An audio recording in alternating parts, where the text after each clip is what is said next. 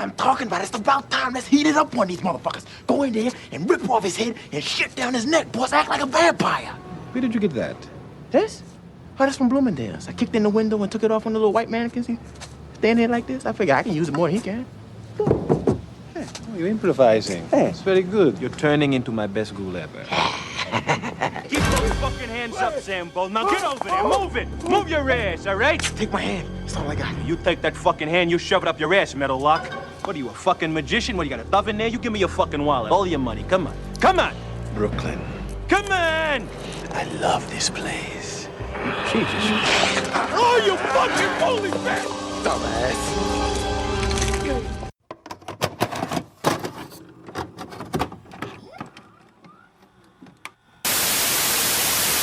And now, our feature presentation.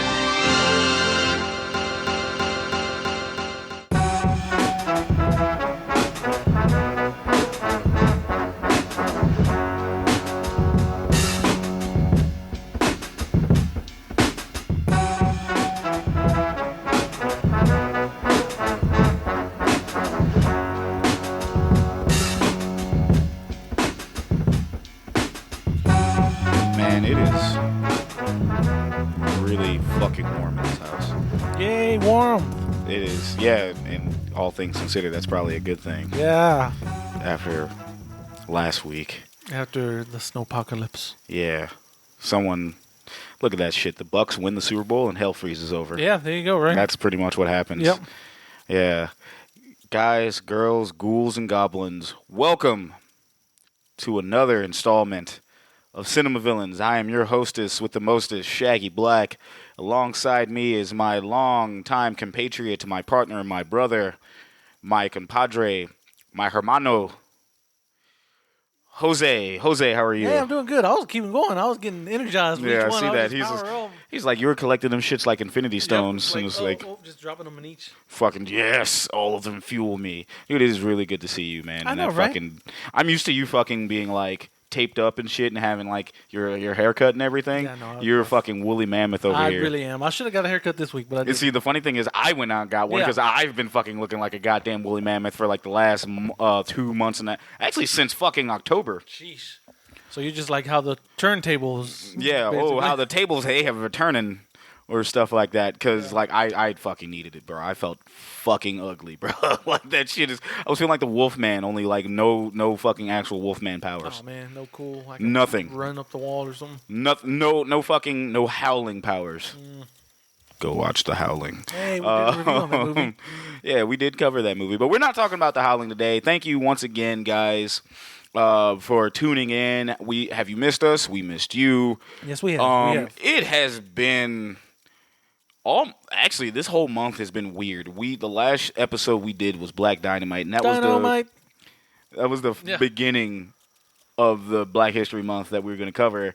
And it's like as soon as I said we were going to do that, fate had the fucking other decides. They fucking Mother like, Nature said, "Nah, you're good." Mother Nature said, okay, first off, fuck that groundhog. Whoever decided that groundhog could say there's 6 more weeks of winter, Yeah. he can go fuck himself. Exactly. Because, for those who do not know, myself and Jose, we reside in Austin. Well, we record in Austin, Texas. That's right. And, Texas, as of last week, had got a little bit of a winter storm. Mm-hmm. Just a smidge. Just a little one, right? Yeah, I have never seen single-digit degrees in any place that I've lived. Yeah. Up until that week ago. Right. So normally we don't do dates on here, but I want to come out and say that this is like February 28th. Yeah. And the winter storm happened pretty much the 15th, and it took us out. Completely. It took us out completely. And we had time to get back and kind of get about those lives. But Jose is a postman and a postal worker, and he pretty much had a bunch of shit to deliver. Oh yeah. On top of that, I didn't have fucking internet. See, I didn't have, so I don't know about Jose. Actually, I do know about Jose. I'm going to let him tell you how that shit started out. I didn't have water or internet. I had power during the whole thing. Yeah. But, like, my water controlled my heat. I lost water on Wednesday. the snowstorm or the storm started Sunday night, Monday morning. Yeah. I was fine, but I didn't have any internet. Right. So after shit kind of went on, I'm like, okay, it's fine, it's cool, it's whatever. And Monday, however, was a different thing because I think one of my neighbors on this exact floor had their pipe burst. So it was just water, just a flowing. Yeah. And I'm like, fuck. I was in the shower when this happened, and I heard the fire alarm go off, and I'm kind of like, bruh, if I fucking die, at least I'm going to be fucking clean. I got to have my balls be clean, bro. Yeah, so there you go. You got lucky on that point. I'm not going to hell with, like, dirty balls, bro. Right, exactly. Not happening. And it's just, I was just sitting, and I walk out, I walk out of the shower, I went and smell fire, and I don't smell any fire, so I hop back in the shower and just finish up my shower. Yeah. I get outside, and that's when I find out that that pipe is burst because the shit kind of froze over. So it's fucking insane. And then by Wednesday, like I said, Wednesday morning, fucking water gets shut off, and that was when hell started. Mm-hmm. Like, it was already bad, but then when I realized my apartment complex texts us sends us emails that says, hey, they should have cut off the water, and pretty much that controls your heat. So bundle up, guys. We're in for a bumpy ride. And I'm like, no. What you mean bundle up? Like, what? The fuck you mean, dog? Like, I'm already bundled up. What do you... I felt the degrees drop in the house. Mm-hmm. Like, it was single digits and everything. And I, like, towards the night, like, afternoon and everything was, like, double digits, but, like, in the 20s or, like, 15 to 20 degrees. And I'm just sitting here dealing with that. And I'm just like, all right, man, whatever. It was a whole new experience. I will say, for those who live up north, who actually listen to us, kudos for you for dealing with that shit. I have dealt with that, and I never want to deal with it again. So I'm never, nope. Yeah, so welcome, Shaq. Welcome. Yeah. Shaq texts me like, well, what the fuck? I'm like, yeah, this is kind of new experience for me too, brother. Sorry. Yeah, man. Like, I was wondering about you because I'm like, yo, me and Jose would actually text Jose or call him and just check up on him. I think we were fine like the first few days, but then after the middle of the week, we were fucking starting to lose our mind. Yeah, because after Wednesday, it's pretty much the same shit. Lucky for me, I never lost power. We never lost, our water did cut off though Wednesday. It didn't come back till I think Saturday. Yeah, mine didn't come back till Sunday. Yeah, so it was like that. So other than that, but luckily Tuesday the water pressure we noticed went away. Mm-hmm. So like, okay, we're probably about to lose water. So we were lucky enough to fill up our tubs. Yeah, see, lucky and smart because I definitely was neither one of those. Yeah, so I was like, okay, at least I can take a shit and flush it manually if I have to. Yeah, we had to go to the pool that's right out here, and I would have to take water from the pool to flush. Now, unfortunately for me, I slipped on some fucking ice and fucked up my back. Oof. That was not fun. Slipping on that ice, and it was funny because the first time I went out there for water, I had my running shoes on, and I'm like, man, I can't do this because I'm gonna fuck around, I'm gonna slip, I'm gonna fucking die. So I was like, yo, where's my work boots? I had my old work boots that I had when I used to work for Budweiser. I threw them bitches on. I'm still taking precaution steps. I took one step, two step, and then by the third step, feet were in the air. Jeez. And I broke my fall with my spine. That is pretty much what happened. And I gotta say that fucking sucked. Yeah. That sucked. That was no bueno. No, bueno. none. Yeah. And the craziest thing is, I was kind of like peak survival adrenaline. So I'm kind of like, okay, whatever, I'm gonna get this water. And of course, there was some motherfuckers outside. So of course I was embarrassed. But I'm like, dude, I'm gonna go get this water and never come out of the house again. Yeah. So I get the water, come back in, I fill the toilet up, and I do what I got to do. I don't feel like back pain until probably, let's see, that was Thursday I slipped. I don't feel back pain until like Saturday. And Sunday, I go check to see if my water's back on. The water's back on. Now, granted, I'm in my underwear. I just go and look in I walk in my bathroom, flip my shit on. I'm like, okay, cool, my water's back. I turn around, but I have a big-ass mirror. I turn around, and I see in my mirror. I was like, what the fuck is that? I have a big-ass black thing on my back, on my lower back. And I'm like, either that's dirt or that's a goddamn bruise. Yeah. Sure as shit, that was a bruise. Because I did whatever kind of scrubbing I could do to get that off, but nope, that was... Oof. You were like, ow. Yeah, I was like, ow. Ow. I think I was fine up until I saw it. Then my shit just started to hurt worse. Yeah, so I was fucking over it. So like everything's kind of back to normal now, guys. Because to show you how insane and crazy this is, if any of our listeners don't believe in global warming, It was 12 degrees on a Monday. That following Monday, it was 72 degrees. Yep. Take that for what you will, because that makes no fucking sense. Yeah. None. You can't tell me otherwise. Yeah, exactly. Nah. But that is a little bit of our housekeeping. A little bit, just in that case. Jose, you got anything else? No, that was pretty much it. Yeah, that is where we've been. We've been in frozen hell. Like, we apologize for not getting out as many shows or anything. Like, we try to keep you guys updated, but obviously we did not have the proper tools. Yeah, we did not have any of the tools or proper anything that we needed to do to keep this show afloat. Because let me point something out to you. Jose drives to my house. Yeah. The last thing I want this dude to do is drive his car, because he has this is a big man with a fast car. He has a fucking Corvette. Yes. And somebody asked me, how the fuck do you fit in a Corvette? Oh, it's fine. It's really spacious on the inside. I think it was our artist, Average Joe, was like, how does he fit in a Corvette? Because I'm not tall. Yeah. It sucks more if you're tall. Yeah, I mean, and that's kind of what I was thinking. It's like, yo, he's not super tall. He's taller than me, but not like super taller than me. But I was like, he's bigger. He was like, yeah, but it's lower to the ground. So it's kind of like, I said it was magic. That's all I fucking. So I was like, fucking magic, Yeah, man. you I just don't gotta fucking fall down. You don't sit in. You just no. kinda You just fall back. literally, like, every time I got into a car that was low to the ground like that, you just fall in. Like there's no actually. It's a son of a bitch to get out. So if you got bad knees, good luck. Yeah, exactly. But nah, like he fucking wondered that shit. But Jose drives a fucking Corvette. The last thing I wanted him to do is fucking be spinning on these trying to make it to my house to record an episode, only to fucking crash because he's spinning out because he can't drive on ice. Yeah, no, I can't drive on ice. I'm not fucking. I didn't go anywhere. I was like, nope. I don't fucking blame you. I wasn't even gonna try to go down the street to see how. Nope, I'm good. No, I wouldn't have. I was like, nah, man, I'm good. Nope, I'm fucking good. I am not an ice skater, and neither is my car. Yeah, so exactly. we're good on that. So that was my last thing I wanted him to do, was put him in any danger just to fucking record an episode that we probably would end up hating later. Yeah. So the only thing I'd say, I probably would have come invited you over so we can kind of keep each other warm, but you had a fucking cat to keep warm, a hairless cat to keep warm. I mean, he had a little sweater on, so he was prepared to. Yeah. Fucking Harry. That bastard. Yeah, that's exactly what he is.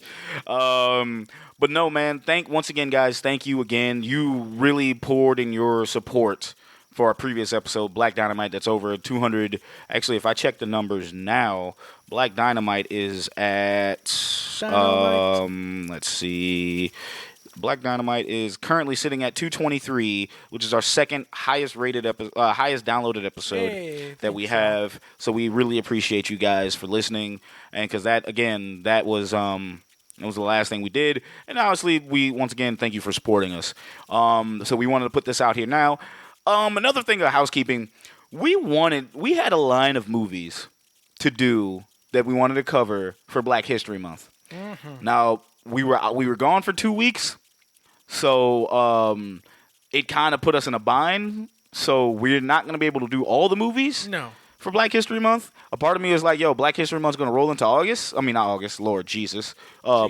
March. Yeah. But same time, I'm kind of like, we still kind of, this ain't a gimmick. We don't really provide ourselves on gimmicks too much for everything. But like we did have a plan. We kind of sort of do have plans. Sometimes we renege on them. Other times we go through with it, like today's movie. Yeah. But we will. Those other movies that we plan to cover them later. If you know, you know. If you don't know, it was never going to bother you anyway. Yeah. You just know you're going to be in for some content. That's right. So I'm glad we got that done. Other than that, Jose, you ready to talk about this? Oh yeah, I'm ready. So I'm ready. This man has been avoiding this movie like the fucking plague. Before hell froze over, we were supposed to cover this movie. Yeah, and I was like, okay, this is supposed to be our Valentine's Day episode. Yeah, but yet, obviously, shit hit the fan on Valentine's Day or everything else, so we didn't do any of that. So lo and fucking behold, we're finally covering this movie. What movie is that? A Vampire in Brooklyn. Starring Eddie Murphy. Yes. 1996. There you go. That I had to watch this movie like the week we were supposed to have this movie drop. I was supposed to watch this. Oh, I'm sorry, 1995, not 96. Okay. I apologize. October 27, 1995. Oh, okay. Ooh, and just in time for Halloween. I watched this movie to kind of get an idea, because like just to kind of get it, just like, hey man, I hadn't got a chance to watch the movie since I was a kid. I actually wasn't allowed to watch the movie when I was a kid. My mom rented this movie and she said, y'all can't watch this. And like I was just saying, all I remember was one part where the roommate was like was dealt with, and I was like, oh no, it was like, I guess my course of like nudity. It wasn't really nudity or anything like that. Yeah. But it was kind of like, hey, I can't see this, and I'm like, oh shit, okay, you know, it's whatever. And I'm like, okay, maybe it was scary, but one thing is, no one really talks about this movie that much, cause and for fucking good reason. Yeah. But I went back and watched this before we watched it together, and I fucking hated it. I fucking hated it. And I think what made me hate it even more, because it was like, granted, this is probably trivia that Jose should probably end up having, but I don't think he has any trivia on this. I got some trivia. Some trivia? Yeah. This is a Wes Craven movie. It is. And for those who know who Wes Craven, those who don't know who Wes Craven is and happen to listen to us, that's kind of weird. But Wes Craven is the person who brought to you Freddy Krueger and pretty much Scream. Mm-hmm. He is the master of horror movies. Yeah.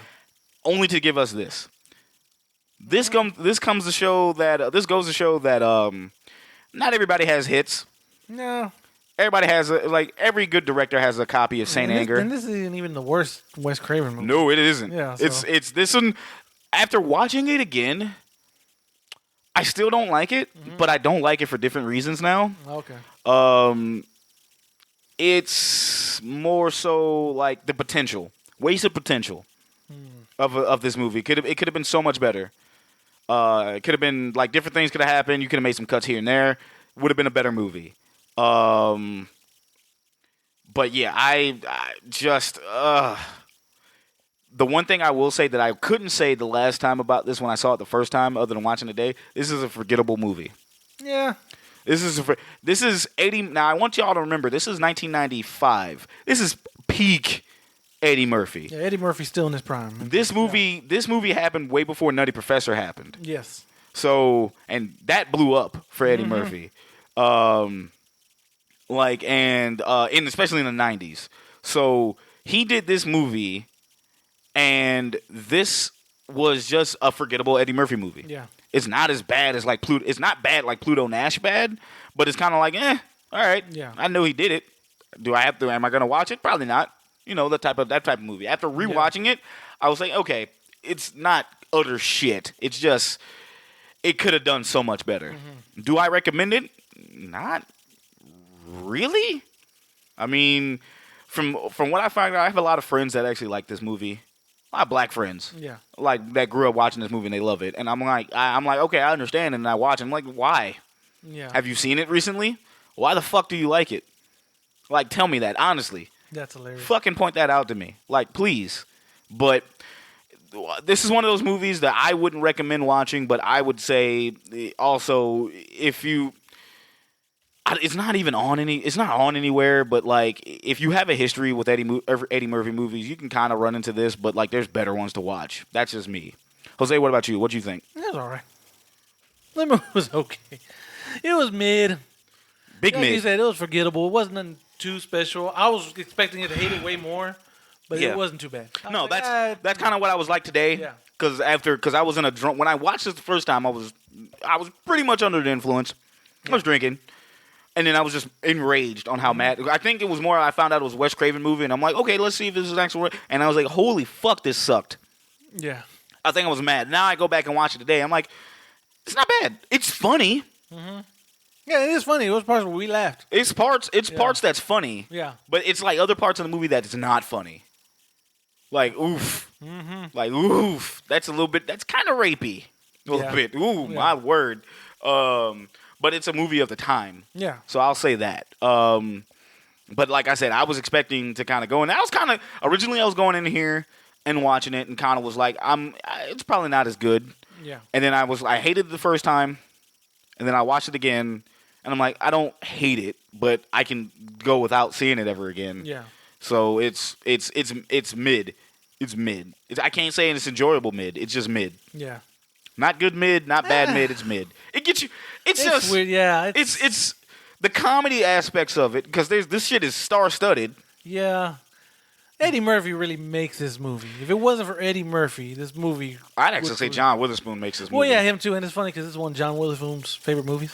Yeah, because he was himself. He was definitely more himself in this movie.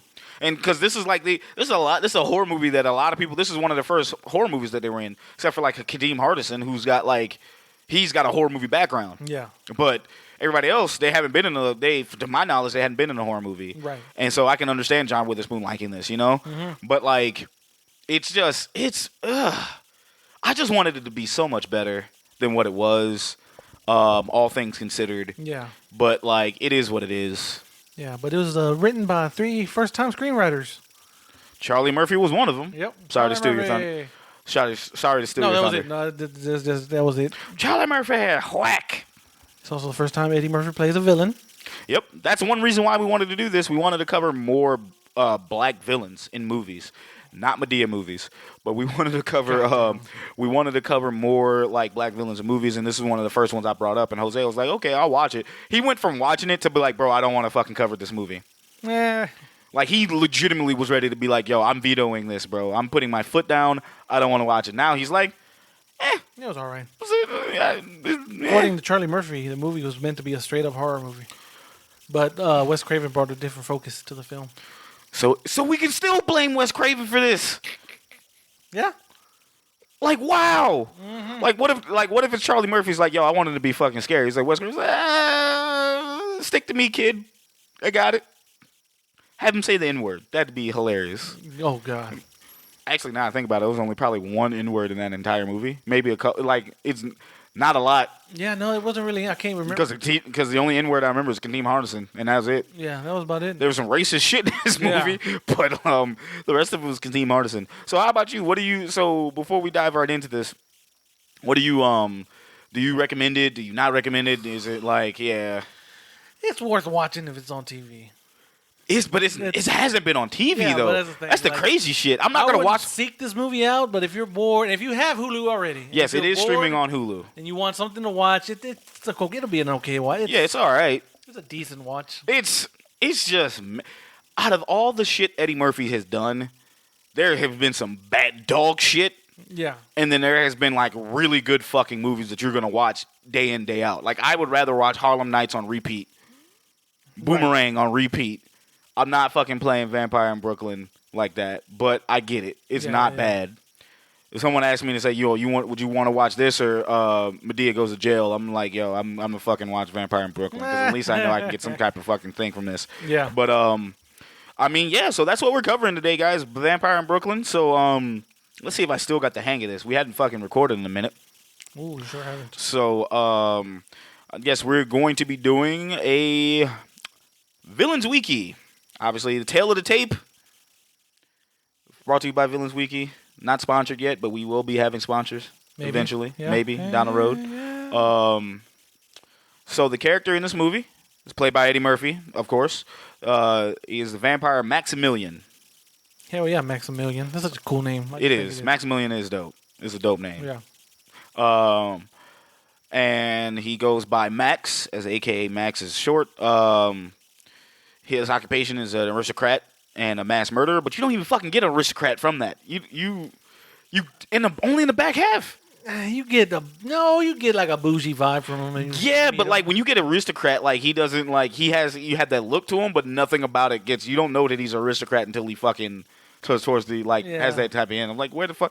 Okay, anyway, powers and skills, vampire powers, obviously, spells to create marvelous indoor environment, such as a condo or a mansion, out of any area he is in. Speed, agility, charisma, and shapeshifting. Obviously, his hobbies are feeding the blood of mortals and being handsomely young and mortal, blah, blah, blah. Goals, find a half-human, half-vampire bride and restore the vampire race, which he obviously failed. His crimes. Time for that fate report.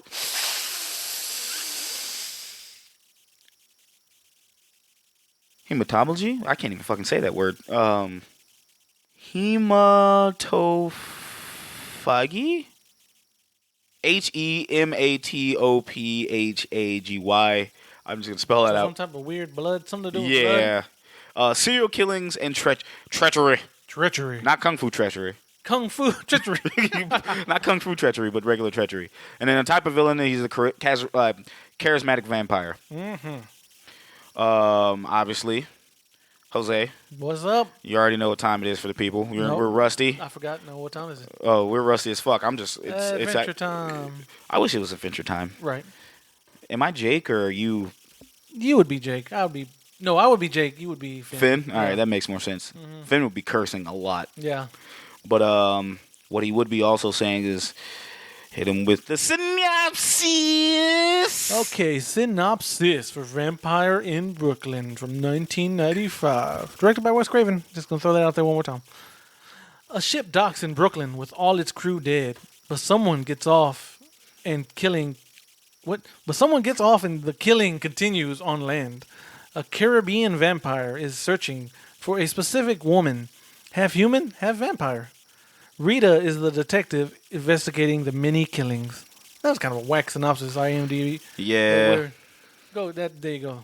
Yeah. It should have ended after half human, half vampire. Yeah. But whatever. Yeah, we can't nitpick here. I'm over here. Can I edit this? Can I edit? I think you can. IMDb, I'm editing this shit I think right you now, can. you assholes. Vampire in Brooklyn is a 1995 horror comedy directed by Wes Craven. Yes, the man who brought us Scream himself.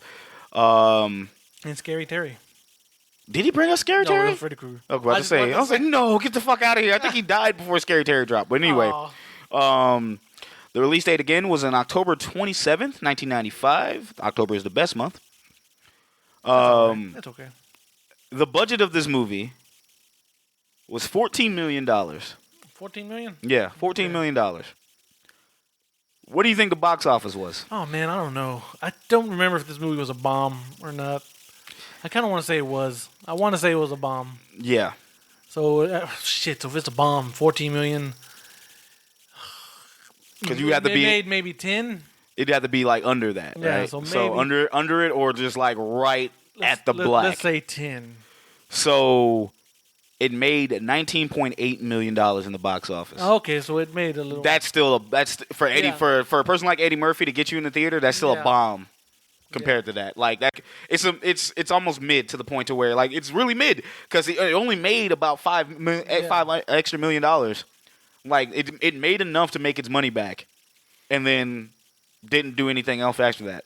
Right. That's what you run into. Like it's like is you thinking like you're gonna get some fucking like if that movie made about 14 million. If it takes 14 million to make, I would think that movie for a good Eddie Murphy movie that shit would have made about 50 million. Yeah. 100 million. Yeah. Something like that. Triple, double, quadruple in the box office. Nah. Because we did before we did this episode. Before we sat down to record this episode, we actually talked about Eddie Murphy's top 10 grossing movies of all time. And Jose, do you remember what the top 5 was? Yeah, everything Shrek. Yeah, that's pretty much it. Yeah. Everything's fucking Shrek was in the And top Beverly 5. Hills Cop. And Beverly Hills Cop was number 5. Yeah. Yeah, that was it. Yeah. That was it. But anyway, to the cast of this, this was again star-studded cast. That I'm gonna go down. I'm not gonna touch on like everyone because consent. But I am going to go down and just go down this list. Top cast: you got Eddie Murphy, Angela Bassett. You got Eddie Murphy as the titular character, Maximilian. He also plays another role as Preacher Paulie, and he also plays Guido. Angela Bassett plays Detective Rita Vedder. Kadeem Harrison plays Julius Jones. Alan Payne plays Detective Justice. John Witherspoon plays Silas Green. Rest in peace to John Witherspoon. Zakes Mokai plays Dr. Zeko, and I think he's still alive. Yeah, he's still alive. Oh, cool. Obviously, and then there's some other people here. Like one of the name I was saying it was Joanna Cassidy, who played Captain Dewey, and she's familiar because like I freaked out when I realized she was like one of the ladies in fucking Don't Tell Mom the Babysitter's Dead. So like that's one of my personal favorites. Hopefully we'll cover that, but there's no villain in that I thought, except for like the babysitter who died. Well, Hey. As much as I would have covered that movie, it's kind of, I don't know how we fucking cover it. Yeah. But those are like your main cast. The main cast people that you will see in this, but there's a lot of people in this movie that you would see, like you will look at the faces, and it will like it would blow you'd be like, yo, what? It would blow your mind because you'll realize like half these people. Yeah. But we can go ahead and cover this now and get all in it. So obviously, guys, spoiler warning: if you want to watch this movie, this would be a good time to just pause and go right in there and watch. Just go ahead. We'll give you time. Yeah, go for it. All right, welcome back. Hey. And then, anyway, let's go ahead and start this. So, pretty much, obviously, we're still in a villain, so we're going to be, like, covering the villain of this show or movie, Jesus. Movie. And pretty much all the things that they do, what makes him a good villain, what makes him a bad villain. I mean, Eddie Murphy is Eddie Murphy. Yeah, He's absolutely. fucking charismatic in anything that he usually does, even if the movie is shit. But the movie begins where you're getting like a dialogue of narration of like vampire lore and shit, but like what happened to these vampires that are pretty much they originated in Egypt. Yeah, originated He's like some went to essentially Transylvania. Yeah. He's like, but the good ones, the one with taste, Yeah, we went to pretty much an island In based the off Bermuda Triangle. in the Bermuda Triangle. Ooh, spooky. Right. Yeah, and he's pretty much explaining that, hey, but my race has been kind of like almost destroyed. Yeah, the hunters found us. Hunters found us and they killed majority of us. They didn't kill me though, but I heard there was another that was born, but that resides in Brooklyn. So I'm gonna go to Brooklyn, and I'm just like, first off, when you hear that, like I said, I think the biggest thing I had with this was this plot. Like, I really wish there was some shit moved around to make it a little bit better. Yeah. Like, I think I could have done without that. Like the opening. Yeah. Like you didn't have to explain any of that. I rather would have had Maximilian or Eddie Murphy's character just be there already. Mm-hmm. Just kind of like be working there, and then you'll get his backstory towards like the middle end or like half the point to where he's explaining what's going on. Like you can make him sympathetic, and then he's an asshole. Right. That's kind of how I would have. Like, that's a little bit. I think that's what got me, because it's like you're making me try to care about the character, and you're kind of making me, but it's like you're giving me nothing in a short time. Mm-hmm. So he was more like a troublemaker in that sense. But anyway, so enough of me rambling. So we get a picture of a boat crashing into a Brooklyn dock, and that's when we get John Witherspoon's character and Hakeem Hardison's character, which is Julius Jones. Julius is a bookie or runner for the Italian mob in Brooklyn, and they run around. It's like he's like, hey, he's with his, and then John Witherspoon plays his uncle. Mm-hmm. So they're watching Family Fortune, Family Feud. Thank you. Mm-hmm. They're watching Family Feud, and they're trying to get there, but the boat crashes into the dock. And John Witherspoon kind of is like, man, what the fuck? Like, what is that? They go check. He goes, investigates. And Julius is like, yeah, you go handle that spooky shit. I'm going to go run these numbers. That's my job. Your job is to go investigate spooky shit. So he gets in there. John Witherspoon runs around, walks around screaming out, being pretty much John Witherspoon. Yeah. Like, oh, Lordy Lord. Oh. Yeah. Like, exactly. Just like, oh, Lord. Oh, what is John Witherspoon? Yeah. Like John Witherspoonisms. Exactly. Yeah. Just all in that, like. If you think about it, he said it. So it was kind of like he's in there looking around, doesn't see anything until he sees like a fucking hand in front of his face. It's covered in dude's like got his neck all gashed out, and like he's screaming and doing the hit me, bleed, hit me, bleed, and just running around. And God, I love him, man. Rest in peace. Right. Running around, and he fucking like he sees more dead bodies on the ship. Yeah. And he's freaking out. And then as soon as he slips and falls, and it's raining for some reason, slips and falls, and he sees like a giant wolf dog, like staring at him. Not a husky, but I think it was like a fucking wolf just staring down at him. And he was gonna attack, but the dog or the wolf fucking vanished, got off the ship.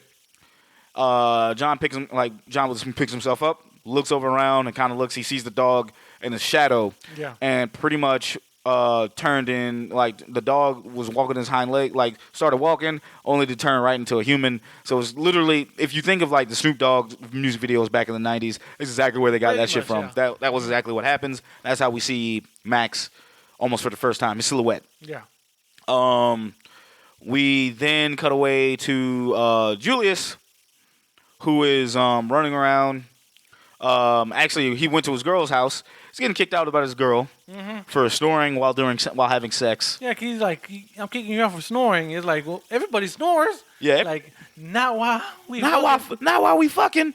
And that is when I knew that this movie was going to be funny. Yeah. Like, John Witherspoon was my first take of this movie being funny. But, like, that scene, because it did its comedy parts well. That one part fucking had me, because I was like, damn, for snoring? Shit, what kind of, what you was cutting logs? Nah, he's like, nah, why we fucking? Damn. Okay. Yeah, okay. I'm like, okay. Yeah, I'd be mad too. Like, motherfucker's narcoleptic. You could if he just said that inside, but nah, it was not like that. So he fucking, so Julius getting kicked out, but then he's also but now he notices there's a car across the street. That's the guys he owes numbers to. And he's running. Guys check up on him. Tony and Anthony. Yeah. They want their money. Julius doesn't have their money. Exactly. So right as they're about to kill him, Maximilian shows up. And this is where, again, Eddie Murphy was pretty much being himself in this movie, in a sense. Jose originally said he sounded like Hakeem. Yeah, when we watched the trailer, like, is he just using the Hakeem accent? Yeah. And then but after watching this twice now, he's like, no, that's pretty much like a Caribbean accent. So he legitimately actually starts kind of waxing poetic about murder. Yeah. Which was, like I said, this was kind of cool because this is the first time you've ever seen Eddie Murphy be a bad guy in anything. Yeah. Outside, because at that time, the next time he's a bad guy, it's Nutty Professor, and it's just as charming in that, but not as like murdery. Yeah, exactly. So Eddie's like, so the Goombas take shots at Eddie Murphy. He falls over, and then right as they go to kill Julius, Eddie pops back up, and he's like, "Yo, I've been hung, I've been set on fire, I've been stabbed, but I've never been shot." Yeah, it kind of itches. But then he proceeds to he walks up to Tony, and he's like, "Next time you try to kill somebody, he puts his hand in Tony's chest, rips out his heart, and he tells him puts a little heart into it. Yeah, puts a little heart into it. I'm like, hey, pun. Pun, and he falls over, and the other guy's freaking out, and he hops over there and fucking mortalizes him, rips him to fucking rips to shreds. You see limbs flying. Yes, that's and one of that part is like me, and I'm like, this is how I knew this movie was gonna have. I thought this movie was gonna have a little bit more gore. Yeah, surprisingly. Yeah, it didn't. Because there could have been blood just flying everywhere. But no, like I legitimately thought there would have been more blood, especially in that part, man, flying around and not doing that. But it was like, it didn't have it. So it was like one of those things, like almost nitpicking, but it's not like really nitpicking. I was kind of like, I don't know if it's like, I think this is rated R. So I was kind of like, well, I was like, damn, there's not enough gore for me. Like, especially for a fucking Wes Craven directed movie. Yeah, exactly. Like that just shock. It's just fucking shock.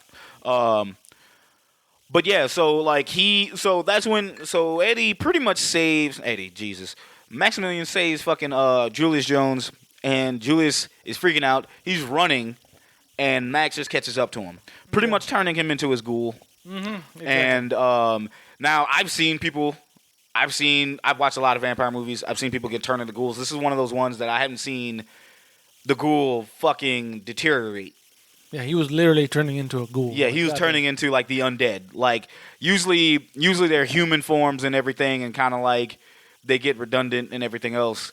But and they always say like the master and things and everything like that, like the corny stuff, or they just stay human and they just do their bidding. Yeah. Like they're kind of sort of hypnotized. Right. But that's the thing. He was his familiar. Pretty much. But he turned him into a ghoul. Yeah. Like or my favorite word, ghouls. Ghouls. Yeah, because he even said, he's like, I need your eyes in the day and like your services at night. Yep. So. But which is crazy because so another thing about this, when he turns him into a ghoul, he starts to slowly deteriorate. And he's told him when he needs his eyes, like, bro, bro, if he's deteriorating, he's gonna lose his fucking eyes. Then what? Yeah, exactly. Then what you gonna do? But nah, it's like it was one of those things of kind of like, huh? It was. I guess it meant to be funny, Right. but like at the same time, it was actually still kind of well done. I actually liked it. Yeah. It wasn't really, and that was one of those things that I didn't need an explanation because once you said ghoul, I'm like, okay. I didn't need no explanation for that. Like, he's like, oh shit, he's fucking falling apart. Exactly. I mean, the weird thing is, like, that's when we get introduced to Angela Bassett and her partner, and they, Detective Justice and Rita. Yeah. And Rita's already sitting there. Now Max is looking for a half vampire, half human bride that he's looking for, pretty much. Yeah. And Rita is that person. And the first thing that gives you that idea is like Rita's like, nope, I'm more of a night person. And even Jose looked at me like, What they're doing here. But and like they they're just heading to the crime scene and everything. They're heading to the crime scene and everything. And they get to the crime scene where the boat is. And you get John Witherspoon saying like flip flop. Dude turned into a wolf into a person. He flip flop. Last time I had somebody flip flop like Matt, he was like, you got that preliminary like, yo, I went to a girl's house and it was a man. Yeah. So early like '90s humor, mid '90s humor. Yeah. You're just gonna be everywhere. You get that it's like so they're checking out the crime scene, looking at the bodies. Angela Bassett or Rita goes down to the bellows, so like tries to go down to the ship, kind of like investigate more. She falls through a wooden part of the ship and finds the coffin, Maximilian's coffin. She just happened to look in it. She opens it up. She sees her dead body in it, and it kind of attacks her. Yeah. But she freaks out, and then there's nobody in the coffin. But Max is surprisingly back at the ship, and he says, "It's you." And she freaks out, and he kind of like. And one of the things that I said, looked at Jose, is like, that's fucking goofy. He spins away, like he runs behind a corner, and next behind the corner you see nothing but like CGI magic. Yeah. And I'm like, did you really have to do that? I'm like, yeah, I guess. Like you really didn't have to, because you could have been like, you could have just played that off. You could have just played that off, but excuse me. You had So they're just investigating the crime scene. Fucking Justice runs down. He says, "Hey man, what? Are you okay? Are you okay?" She's like, "Yeah, I'm fine. I thought I seen something." And she explains kind of what she's seeing. And Justice doesn't believe her. Now, one thing they also kind of said, delivered this into this. Rita, her mom had just passed away, and they just let her back on the police force. But her mom passed away. Her mom was in a mental institution. Yeah. And Rita was already seeing, like, Rita sees shit in her dreams, and she paints them. And sometimes those things happen. They come true. Yeah. So based on what she sees, and people think Rita's a fucking crazy person. Yeah. Well, what the movie doesn't really tell you is pretty much because she's a half vampire, and that's the type of shit that she's seeing. Exactly. They didn't do a good job of elaborating or anything. No, yeah, she had like, I guess, foresight. I guess. Yeah, They don't explain.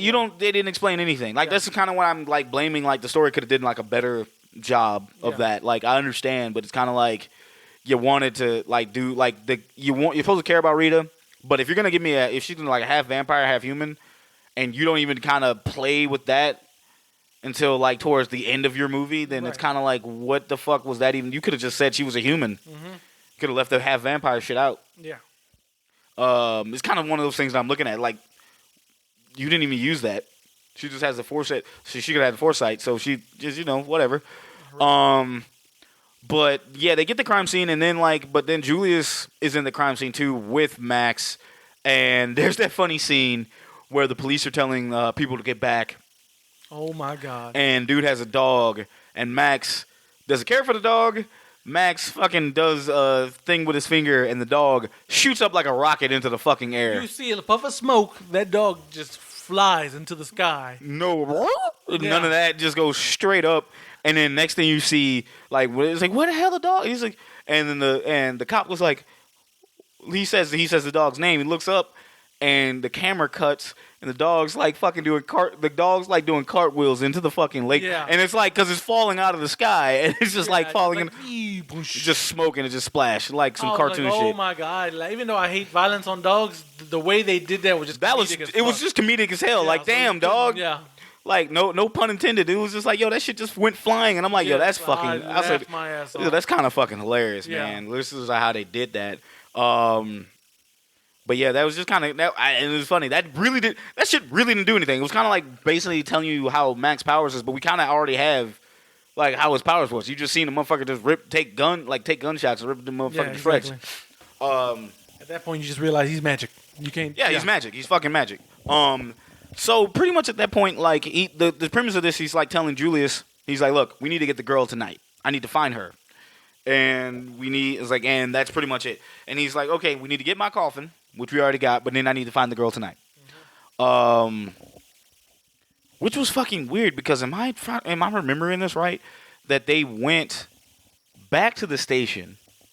Yes. It was morning. Mm-hmm. Well, now that I think about it, they kept saying they worked the night shift, so it might have been late afternoon when they arrived. If you think about it, but even then, it's poorly told. It's poorly told. Yeah, like it just wasn't shot this right. This movie's sense of time wasn't established well. No. Yeah. Because like you gotta cut. They were like, hey, we need to go back.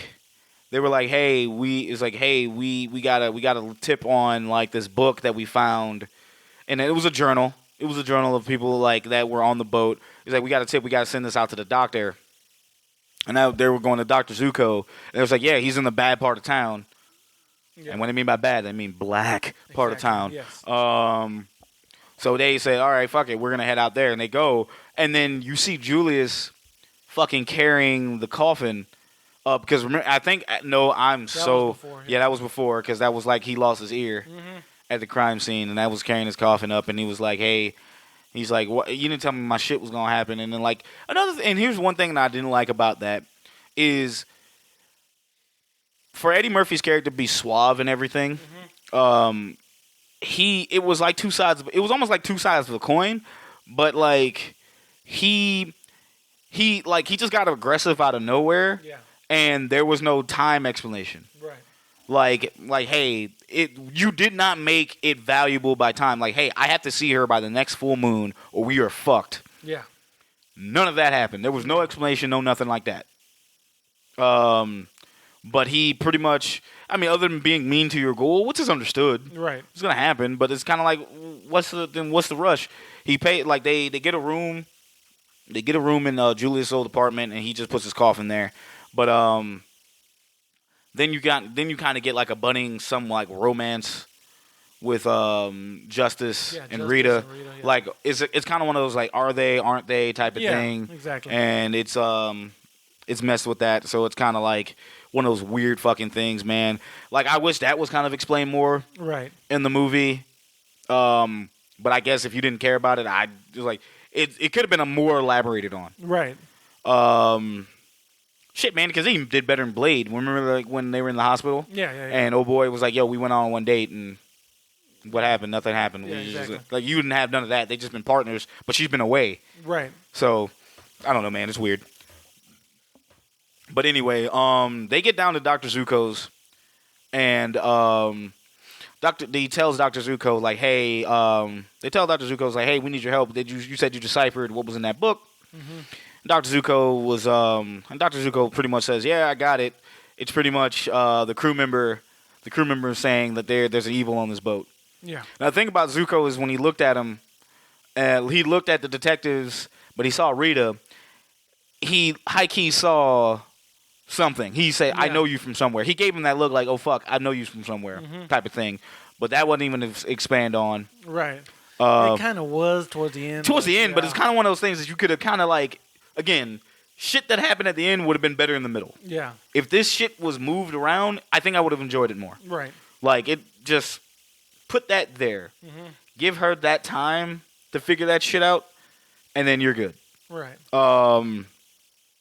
But he's Dr. Zuko, Detective Justice is like, he's not believing in any of the vampire stuff because Zuko's sitting there going like, yeah, whatever vampires are real. We had them on my island, and there was a woman there who helped me with the island, and there was a child, like made from because she fell in love with a vampire, or she was enchanted by a vampire. So You know, and she's like, okay, and they didn't know. And Detective Justice being a normal person like us, he's like, yeah, I don't believe in vampires. Yeah. He's like, fuck that. That's stupid. He's like, yo, I'm going to go call this in, whatever, and I'll be back. He leaves. Zuko looks at Rita, and he's like, hey, don't lose your faith. Because that's what, whatever happens, just don't lose your faith. And she's like, okay, I understand.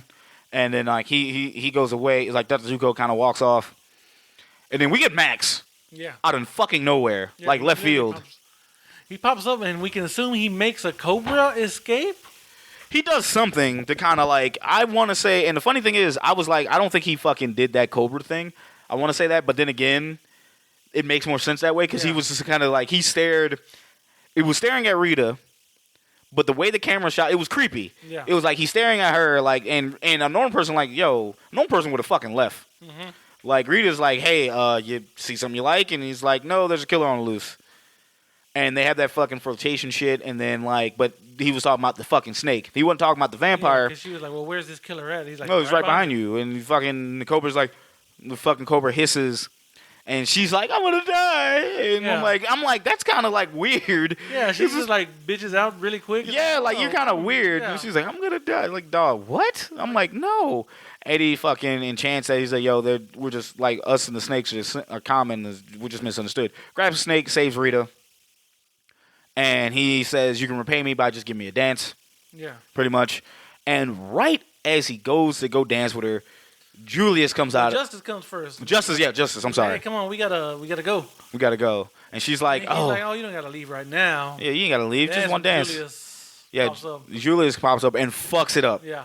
That's some henchman shit. And I'm still at that point I was like, yo, I would have fucking killed him. Oh yeah, I would have found me another familiar. Yeah, I'd have fucking like, yo, I know I don't have a lot of time, but he just really fucked this up for me. I gotta go find somebody with some more sense. Yeah. Because fuck no. And Julius pretty much was like, trying to be that wingman. Yeah. But not good. Like, not good at all. And she gets pissy at Max, and she leaves. And then Julius is like, oh, man, boss, I'm sorry. And he's fucking Max jacks his ass up, as he should. And pulls out his tongue? Yes, pulls his tongue completely like cartoony. The tongue is stretching. Like cartoony stretching, too, man. It was hilarious. And basically, what happens after that? They go back down, that's when they go to the apartment. Yeah. Shaggy's favorite character. Oh, my God. So they go back to the apartment. They kind of talk about what happened and say, hey, we're going to meet up tomorrow, because they go back to the apartment for coffee. Yeah. And then he's like, and then they're kind of talking about the case, or arguing about the case. That's when we get fucking Rita's roommate, Nikki. Now, I know this fucking script was wrote by men. This also script was wrote by men in the fucking 90s. Yeah. Because there is no fucking way on God's green earth that woman should have been that fucking horny. But her name was Nikki. Nikki. Yes. Like darling Nikki. No. They're friends with Prince. I know. Fuck, that's hilarious. Yeah, okay. Come on. Still, dog. That, but yeah. Still, dog. That was bad, man. I was like, there's horny people out there, Shaq. Dog, yes, but that's like criminally horny. Like, that's rapey horny, Yeah. bruh. Like, okay, like, first, like, because I can understand if she, this is a character that we're literally getting introduced to. Yeah. I understand making them like a harlot, but what that shit was, that was bad. Yeah. That was horribly bad. Absolutely. That was really fucking bad. Like, that was poorly written. Like, so Nikki comes out of the room and she sees Justice, and she's like, and of course she's like, okay, he fine as hell. So she walks up to him to introduce herself, but she getting way touchy-feely. Like, I know. Like, you can, like, come on, man. There's been better ways to do, like, flirtatious shit. Yeah. That was just full on, like, yo, I need your meat in my mouth right now. Yeah. You and I both know women have more control than actual men. Yeah. In certain cases, and that shit would have went differently. Now, granted, this movie was made in 1995. Yeah. It is 2021, like decades later, but I still don't know any women like that. That's fucking shameful. Yeah. But Nikki, like, so Justice is like Justice is literally like ill. And kind of like, he's like, yo, I'm going to fucking see you tomorrow. You can just buy me coffee. I got to get the fuck out of here because she's fucking weird. Yeah. So he walks out. She comes out of the house. Like, this is another thing I didn't like. She comes, well, okay, I know why she comes out of the house. Because she's giving Justice his keys. Yeah. And she brings up a shit about Freud and says, hey, you know, Freud said if you leave one thing, that means you weren't trying to stay, like, you weren't trying to go. Like, yo, she starts kissing on this man. Yeah. Like, dog, no means no. The fuck is your problem? Yeah. Like, that's bad. That's like a man wrote that shit. Yeah. Like, if it was a man in that situation, Yeah.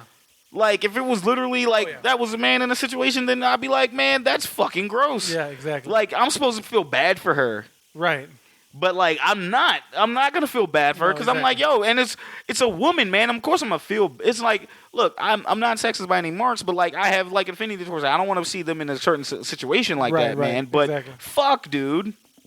If you're going to make somebody a piece of shit, make him a piece of shit. Not that. Yeah, exactly. Oof. Anyway, she gets turned down, and then she gets the stank face a little bit. But then we see Max just randomly in the street. Yeah. Now, again, what would have made this a little better if Max would have fucking enchanted her? Right. He did none of that. No. She just was like, yo, what up? Like, just like, yo, like, I've not seen you around here. I got coffee in my house. Would you want to come up? Not even fucking saying that her roommate is up there. Yeah. Like, what if he wanted to kill you both? Now, obviously, he wasn't going to do that. He doesn't give a shit about you. He cares about her. But, obviously, we go in there, and she literally, they start fucking. Yeah. Max starts fucking. And he didn't do anything to get there. Like, he didn't have to do anything. He was just like, He's like, okay, that was. he was like, that okay. Sure. He's like, sure, why not? And he just goes up there and he starts fucking her. And then, like, and it's just like, And Angela Bassett thinks it's fucking Justice, yeah. who she saw leave. Yeah. She saw leave, and that was crazy. Like, just like, what? Come on, man. Yeah. And so she starts painting, and I think she starts painting. Yeah. Painting everything that she fucking dreamed at while her friend is getting her fucking shit fucked out of her. As she's painting, though, that's when the fucking horror happens. Yeah. And that's when she gets like, and then like Max flips the script and goes straight vampire on her and starts sucking her blood. Bite her neck and like drain the blood out and everything else. And pretty much we get the blood coming out of the fucking keyhole, right? Yeah. Which I'm like, how the fuck does that even happen? Right. Like, she has to be against the door for that shit to kind of flow out of there. Like, she doesn't have enough blood to fill that room. Right, exactly.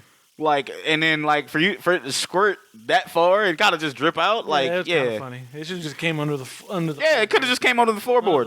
Under the door. That bitch came through the keyhole. Like, bro, what? Yeah. Like, it's just questionable shit. Like, just questionable shit that we dealing with. But she finishes the painting, and there's a woman on a cross in red sheets. That happened. Foreshadowing. Next day goes by. She wakes.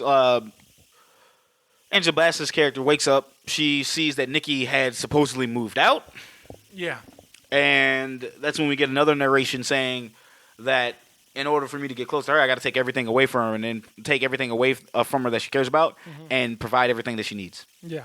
So, which is weird because it's kind of like you just did he really provide anything? Because he really didn't. Yeah, I don't know. It's weird. It's weird. The more that I fucking review this, and I'm getting kind of angry all over again because it's kind of like what the fuck are we doing? Yeah.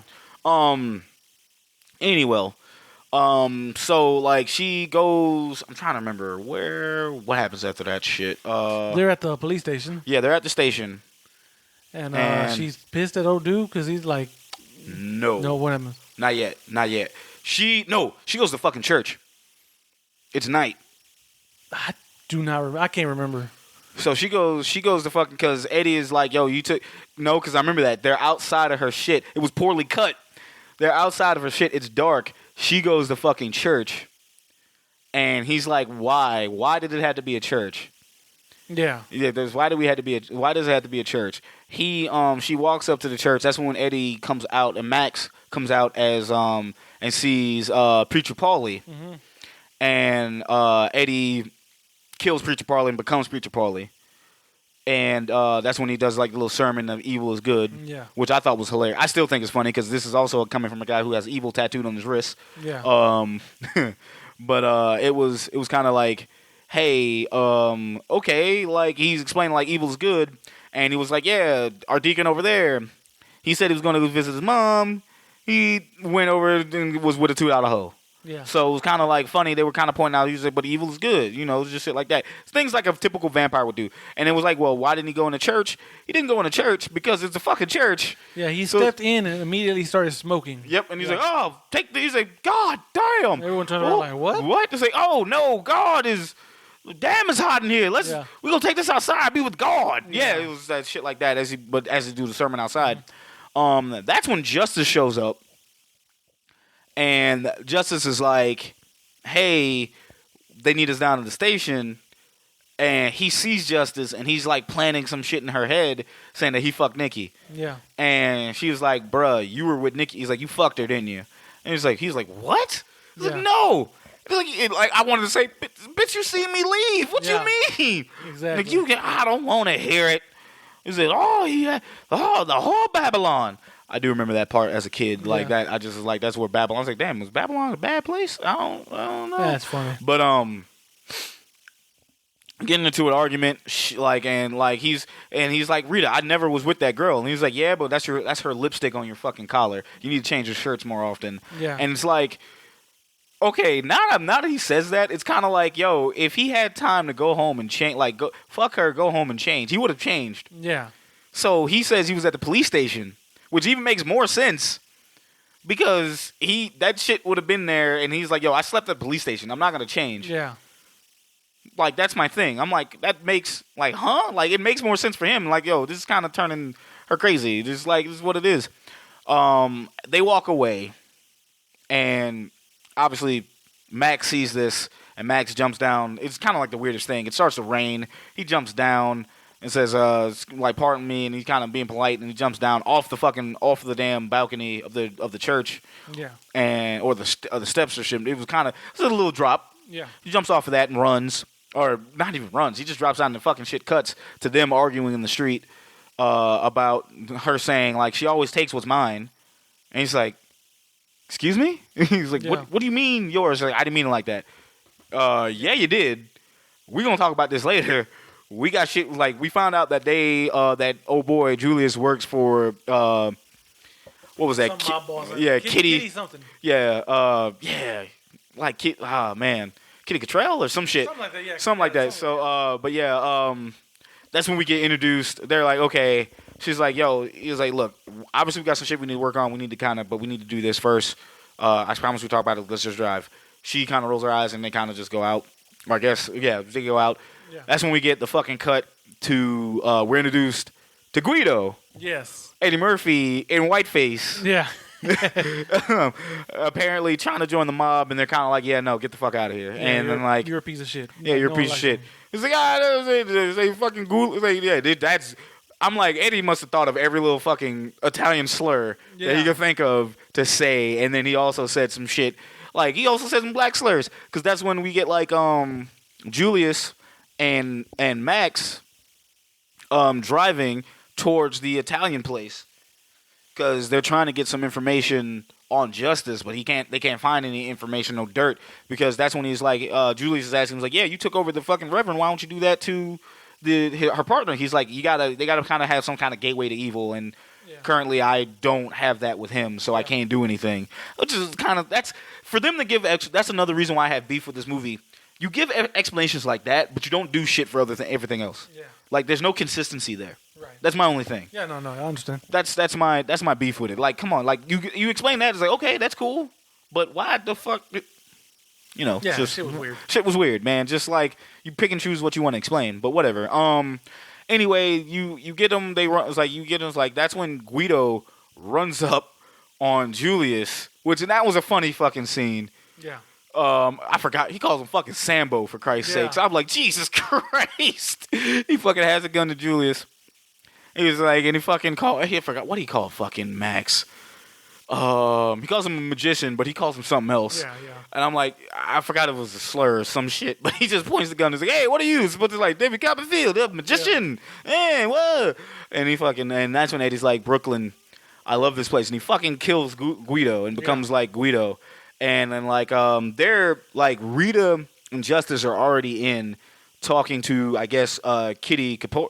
I fucking forgot, man. Hold on. That's going to bother me. It's Kitty something. Yeah. But they're talking to him about Julius. No, they're talking to him about Tony, about Anthony and Tony, and then they bring up Julius, and then like they bring up Julius and shit, and then like he's sitting there going like, hey, yeah, like they like, oh, so Julius must have killed your guy. Justice like, so Julius must have killed your guy. Like, no, Julius ain't doing none of that shit, man. Like Julius ain't doing none of that. He's just chicken shit as Guido, and sure as shit, here comes Guido.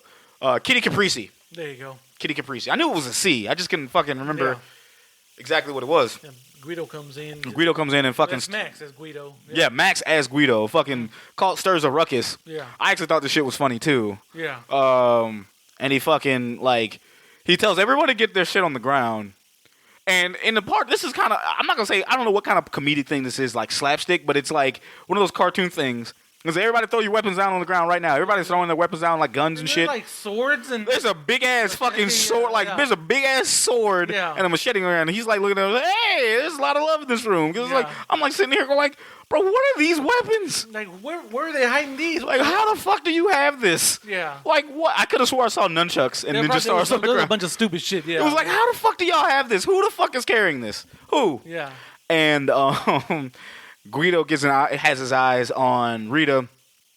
He starts flirting with Rita, like flirting, quote unquote. Yeah. And like he takes Rita by the, he's like, John Shaft, I put a hole right in your afro talking about justice. Yeah. And funny. And he said he's knocking, and it's funny, he's knocking all the garlic shit down, even the garlic bread. Yes. And he's like, if anybody else does any orders anything with anything garlic in it, I'm gonna put it. It's gonna be shot in the ass. Yeah. And he's trying to find things that Rita likes, like, hey, what's your favorite pasta? And she says fusilli, and or fusilli or some shit, fusilli. And she's like, okay, what kind of wine you like? Red. He's using that to flip on her later. Yeah. And he's fucking and then fucking Jose's fucking part. Animal cruelty as a cat just jumps out. There's a cat hissing at him the entire time. I guess because cat knows that's a vampire. Yeah, cat knows that motherfucker ain't up. And he's like, shut that fucking cat up. And he's like, because that cat has seen.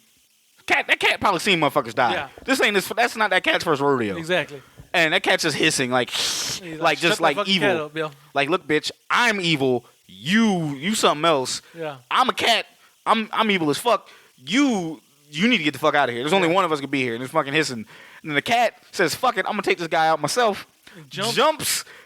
And fucking. And Max Guido just blasts this motherfucker. And it's all you saw was puff. Like a pillow, dog. It just everywhere. It's like fucking white feathers everywhere, bro. Yeah, again, I hate animal cruelty, but the way they play it in this movie is just hilarious. You can't help but to laugh. Yeah, it was just like bouncing real. Yeah. And he was like, no. Kitty Caprici's like, no. I forgot what the cat's name was. I can't remember either, Fluffy or some shit like that, or something fucking hilarious. And I warned you about the damn cat. I told you about that cat. Yeah. And fucking Angela Bassett takes wine, hits that motherfucker, hit the gun out that motherfucker's hand. Judo flips him onto, not judo flips, flips him onto the ground, and she pulls out her gun. She's like, and I happen to, she's like, I like cats. You know what, you should have said something. Like, you should have said something, baby. Yeah. I'm sitting there going like, this is why I'm so mad. I want to like this movie, and then it's just like, because shit like that is like, this is funny, and then the other shit is like, what are we fucking doing here? What is the end game? Just like, but like, it's just we're sitting there, and like, so they arrest Guido. Yeah, so she takes them out. Yeah, everyone's mad at her. Like, it was weird. That shit makes no sense. Like, the partner's mad. Well, okay, because obviously he loves this girl. He cares for her, so he's just worried about her safety. Yeah. But why did she? So she gets suspended. No. I know why she gets suspended. Okay. So this is like when they go This is when they go back to the station. Mm-hmm. They have Guido in there, and Guido's kind of trying to stir shit up. Max as Guido.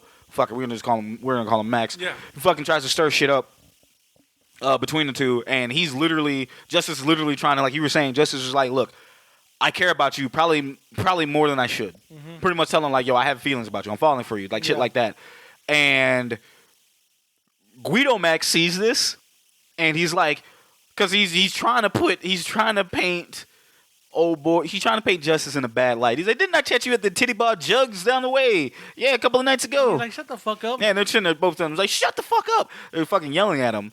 And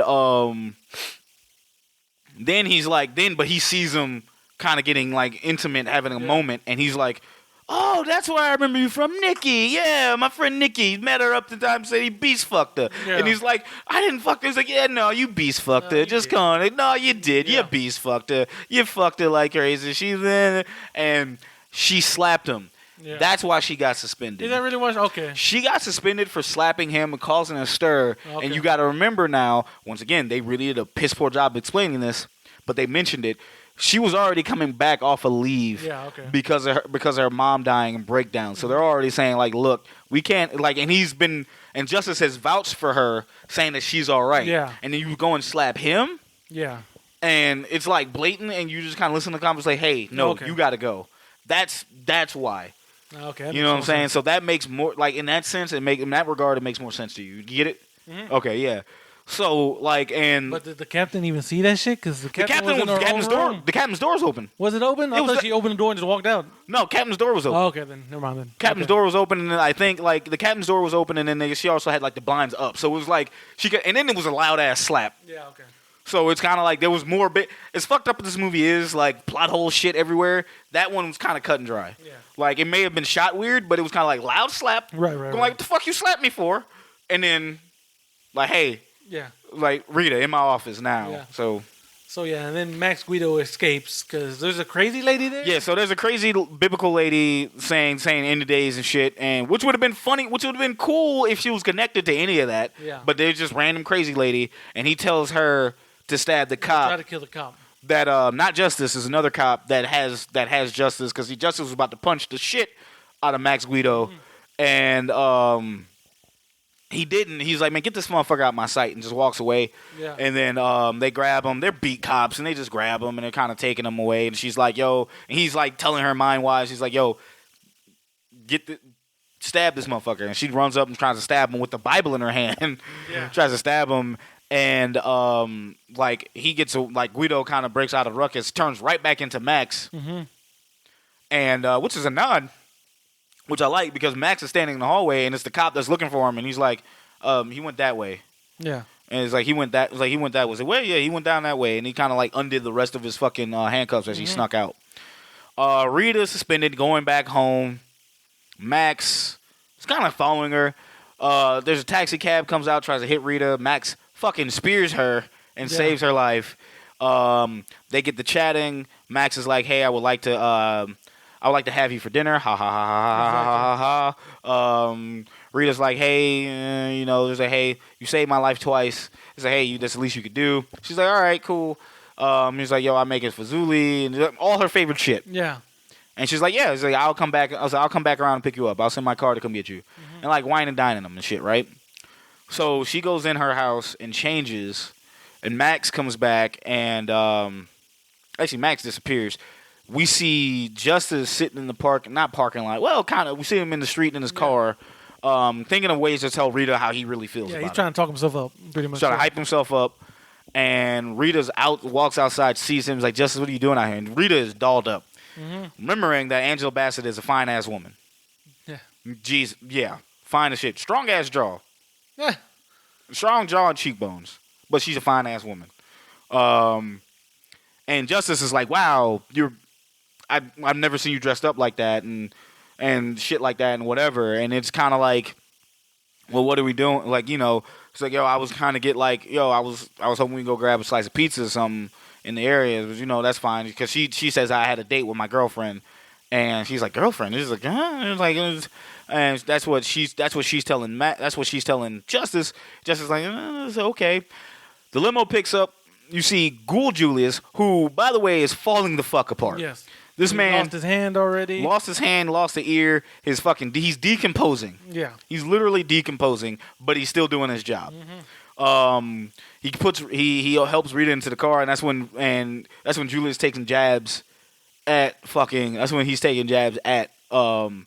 at Justice saying, ain't no pizza place around here, you lying motherfucker. Yeah. He's like, ah. Trying to get some ass. He's like, you trying to get some ass. Get out of here. Yeah. It's like, you fucking just drive. And they drive away up into to Julius's apartment where Max is staying. And even Rita's like, ew, what kind of shit is this? Yeah. And Rita's walking to his room, like walking to the home, and we get some more narration. She's like, hey, she would have came in a minute later, she would see me concocting all the spells, but she made it just in time to make Julius's pick side apartment look decent. Yeah. And that's when we get the aristocrat shit. You see he's got a piano, marble floors, all the paintings and shit. Like an original Van Gogh painting. Yeah, and just kind of sitting there and just like, But that whole thing is they're sitting there whining and dining. And that's when Max finally gets to really be a seductive vampire. And pretty much gets permission to bite her. Yeah. Because I think with this, he's like, yo, I need permission to do this. Because if she doesn't say anything, I can't do it. Yeah. Which, again, they could have did some more explanation of. They didn't, but whatever. They go in. He pretty much, he bites her. And, we get that little fucking vampire little thing and whatever. Fast forward to the morning. Justice arrives at Max's and Julius's spot. But the night before, I'm totally forgetting. The night before, he got some information that he was going to follow up. So he heads to Julius's ex's house to follow up on a lead he got. Like, it was his house with everything, like going to her house and saying, hey, I'm here to talk about an acquaintance And she's like, who? And she opens up her door and puts a shotgun in that motherfucker's face. She's like, I need to see your badge. Okay, so yeah, but like I was saying, so like Pull out a shotgun. yeah, she pulls out that shotgun, but then she pulls it back when she finds out that Julius is in trouble. But she's like, come on in, whatever I can do to put that motherfucker away for years. Yeah. Like, she hates this motherfucker. Like, so he gets the information, and then he finds out where Julius lives. But then that's when we see John Witherspoon outside playing checkers by himself or chess. Yeah. And he's looking for Julius. And John Witherspoon's like sitting there. He's like, you're looking for your cop friend. He's like, what? I mean, actually, he's like, you're looking for the girl. He's like, what girl? He says, your cop was like, hey, man, I can't believe you forget a face. He's like, yeah. You're the guy from the docks. He's like, yeah, but your cop buddy was here last night, and she was getting her shit banged in by some guy. And like, this smooth ass tenant that I have, new tenant, man, and he's kind of like questioning everything. Like, Justice is kind of questioning everything and shit, and then like he is just trying to getting everything that he can. And he heads to Dr. Zuko. That's kind of because this is where Justice is starting to kind of. No, I'm sorry. This is where Justice is starting to believe shit because he heads up. Not Dr. Zuko. I'm sorry. He gets a fucking call about a body that's strung up on the upside of a clock tower church. Something like church. Clock, something. I don't know. Yeah. So they head up. So he heads to that position. He heads up to where that's at, and it's Nikki, dead as fuck, hanging up on that tower, and this is where reminds her of the painting. Now, I told you when I saw this, Jose, that this is one of those things I remembered as this movie. I didn't remember that. I remember this one part, though. Yeah. But I thought she was naked or some shit. She wasn't really naked. She was covered in, I thought she was, red sheets. It wasn't red sheets. It was white sheets, but in the painting was red. Yeah. Because that's what she painted. That's what Rita painted in her. She foresaw that shit. Mm-hmm. So then that's when Justice is trying to hit up Rita. Rita's at her apartment, but they hit her up. He hits her up at night. He walks in because the door's open, which I don't understand why you didn't do that earlier. Right. But he goes in, and he sees Rita laying in her bed. He's trying to wake Rita up, and he's like, Rita, wake up. Rita wakes up. She's like, man, first thing she says, I'm thirsty. And I'm kind of like, uh-oh. Yeah. So they start talking. He's like, hey, I need to tell you about Nikki. And he's like, look, she's like, no, whatever you guys did, I don't want to know. He's like, all right, that's not what she's fucking dead. Yeah. She's like, wait, what? He's like, yeah, she's dead, and the painting that you drew, she's exactly like that. So that shit happened. She says, so everything you've been saying, I believe now. And I'm sorry for not believing you. I don't think he apologized, but Rita's fucking distraught. Rita's distraught, and they start making out. Yeah. Like, it's one of those things to where your feelings all over the place, and the person that you care about, that's kind of like where you make that awkward move. Yeah. And Justice is a good dude, man, because Justice is like, yo, this is something that he really wanted. Yeah. But he's like, no, I don't think it should happen like this. Mm-hmm. He's backing up. Burrito overpowers him. Yeah. And he's like, at that point, he's Justice like me. He's like, all right, fuck it. It's on. I guess it's fucking happening then. You know, just being like, oh, she overpowering me. All right, fuck. Well, all right.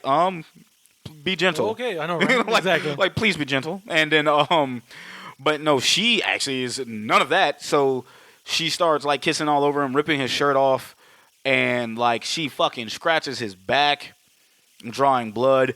This is where she turns into a vampire for the first time. Yeah. She sees what she is, and she's kissing on his shoulder up to his neck. And right as she's about to bite his neck, she looks in the mirror. She sees a vampiric version of herself, and then she changes, and she just kind of fades out of the mirror. Yeah, she freaks out. Disappears. Yeah, she freaks out. She runs out of the apartment. Justice doesn't even know what the fuck's going on. Right. I don't blame him. He runs out of the apartment, and then pretty much she runs up to Max. And she's like, what did you do to me? He's like, I did what you wanted me to do. Yeah. And she's like, I didn't want you to do this. She said, but you asked for it. Yeah. And this is kind of when we get an explanation of like, look, you're a like you were one of us. You're a vampire. She's like, no, I don't want this. He's like, look, I knew your father. He was a vampire. How do you think that explains what happened to your mother? She found out about it and she went crazy. I don't think that fucking happened, but Right. she's like, okay, so that's what happened. So that's what happened to my mom. But I don't want this. I'm not a killer. He's like, you are though. He said, but you know who killed your dad? Humans killed your dad. They don't deserve to live. Yada yada. Vampire explanation. Well, what's that fucking other word? It starts with an E. Not exploitation, but Exposition. Exposition. Thank you. Mm-hmm. And then pretty much he fucking just like, you know, he's showing off his powers. He's like, look, this is what you want. You can have everything you ever wanted. Don't fight your temptations. This is what you've always been. Why do you think that you've gone through life? You've never got a cold. You never had broken bones. Yeah. None of that. And once again, this is the type of shit that would have made sense had you would have fucking explained it earlier on in the movie. Yeah. Even if it was something as small as I never got. It's like, ooh, I never get sick. Yeah. Some shit like that. I was like, oh, like, man, look at these. Or at the shipyard, going like, man, all these dead bodies. Like, look, broken bones. Like, dude, I never broken a bone. Yeah. I don't even know what that's like. Mm-hmm. Shit like that, just small shit. Yeah. Or just like little things, like maybe kind of like flash back into her. Mm-hmm. But he's telling her that, and then like he kind of flies away vampirically, and she is like they're with each other, and they're Justice. And that's when now Justice is going to Dr. Zuko, and he's like, look, Zuko is like, look, man, her mom was enchanted by a vampire, and that's how she was born. Me and him fought. Me and her dad fought. He fucked me up. But I loved her mom. Yeah. So you have to do what's right, because the moment she loses her, the moment she gives in and gives up her humanity and starts to feed, that's when she's turned. And you're gonna have to do what you need to do, and you're gonna have to stab her. He's like, but if you kill him first before she does that, any of that, you're good. She reverses back and everything's normal. He's like, all right, cool. So he gets this fucking steak. Oh no, he gets Dr. Zuko with him. Yeah, he takes Zuko with him. Max and Rita are at a park, and Max is trying to teach her how to feed. Mm-hmm. Rita doesn't want to do any of that. Max kills a woman by starting to feed, and he's telling Rita, you need to do this too or you'll die. Rita doesn't want any part of that, so she fucking like runs. I guess she like screams and kind of runs off. She runs off to a church. She can't enter the church. Yeah. So she starts saying a prayer, and she's weak, so she's kind of passing out. But like Max shows up and picks her up and takes her back to his place. And he's like, yo, and he's telling Julius to prepare everything, because this is where we're gonna leave. Yeah, he's like, we're about to leave. We need to get out of here before it's dawn. He's like, so he's packing everything up to head back. As they're getting in, Max is worried about Rita. Max is telling him, like, look, you need to feed. And he's like, I'm gonna go. She's like, I don't want to feed. I'd rather just die. because she doesn't want to do this, which Yeah. I understand. And then Max is like, fuck it, I will make you feed. So I'm going to go find somebody. That's when John Witherspoon walks into the fucking house, into the apartment, because he remembers Julius's apartment, walks into the apartment, and he's like, hey, Julius, the Knicks won. Hell yeah, Knicks. Knicks was like, where are my $50? You know, and Max sneaks up behind him, grabs him, stabs 2 holes in his neck with his fingers, and tells Rita to feed. And Rita's like Rita kind of gets close to feeding him, and John Witherspoon's being John Witherspoon. He's like, come on, baby, don't bite my neck. I got high blood pressure. It's all great. It's all granddaddy blood. You don't want that? Oh Lord, oh Lord, you know, shit like that. And and that's when Justice busts in the room with Dr. Zuko, and they're kind of like, you know, we getting our vampire fight. Actually, I'm taking it back. Max tells Julius to go handle him, and Julius doesn't handle anything. Like Julius doesn't do a goddamn thing. Julius fucking loses an eye through all of this, and he fucking just flips over that. And that shit, Kadeem Hardison was hilarious in that fucking shit, man. So anyway, we get our fucking vampire fight. Dr. Zuko fucking stabs. Dr. Zuko stabs Max into the stomach, and it also gives me one of my favorite scenes that I liked as a kid. Yeah. And he looks at Zuko's like, remember Zuko, this is my stomach, this is my heart, this is my stomach, this is my heart. You stabbed me in my stomach. And I'm still like, now. It's like, you figured like he was telling him, was like, you've been doing this a long time. How could you fuck this up? Pushes him, I guess he breaks his leg. Yeah. And he grabs, when Justice kind of comes to, Max grabs Rita and they leave. And Justice kind of chases him down. And then he grabs Dr. Zuko's like steak, steak, and then goes into the corner. He finds Max's coffin, opens the coffin, goes to try to stab him, but it's Rita in there, and he doesn't want to do any of that because that's his boo thing. Fucking pulls back, and Rita's like, it's too late for me, but now it's too late for you. Yeah. And then vampire fight again happens, and and then they're trying to prepare. Max is trying to prepare Justice and for Rita to feed on, and Rita is pretty much looking at Justice as like, hey, it's too late for me. And he looks at she looks at Max, and she says, part of me loves you so much, but that part of me must die. And she proceeds to stab this motherfucker in the heart. Yep. And Max looks at her, looks at Justice, looks back at her as I told you were a killer. And he fucking dies. And so here's the thing. Eddie Murphy's looked like himself throughout this movie, but then vampire teeth occasionally in the fucking yellow eyes. Somehow, some way, they made fucking Vampire Cleon. Yeah. Yeah, he does look. I was thinking it through. I'm like, man, he kind of looks like a Klingon. That motherfucker looked like a Klingon. Lieutenant Worf or whatever that motherfucker. Yeah, fucking Worf, man, with the butt, just like his whole fucking face looks like fucking like it just looks awful, and it's one of those things. It's kind of like it's like, man, why did they do that? But anyway, he dies. They make up. The movie ends.